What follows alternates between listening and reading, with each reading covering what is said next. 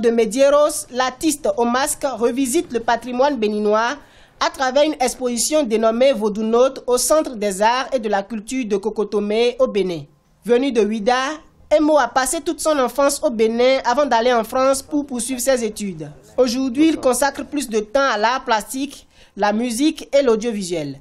À travers ses œuvres, l'artiste explore ce qu'il appelle le visible et l'invisible. Une inspiration puisée de la tradition béninoise est propre aux divinités Egungun, Zangweto, Gelede, dont on ne voit pas les visages. Pourquoi Vodounote? Parce que c'est un mélange de vaudou, qui est quelque chose de très ancien, très spirituel, très local, venant du Bénin, et de cosmonaute, qui est quelque chose de très technologique, de très contemporain et de très universel.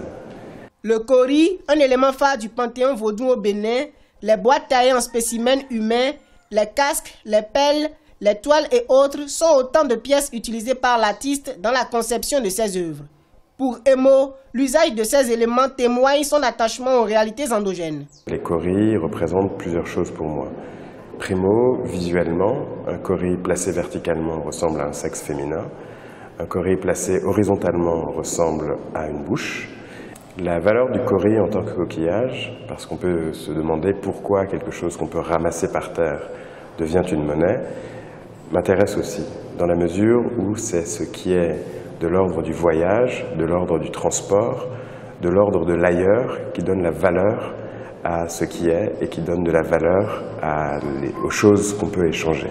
Artiste polyvalent, Emo entend faire découvrir aux amoureux de l'art son monde par le biais de la sculpture et de quelques toiles. Il est aussi auteur d'une vidéo qui met en valeur les kaletas, un patrimoine culturel béninois qui passionne les enfants à l'occasion des manifestations festives.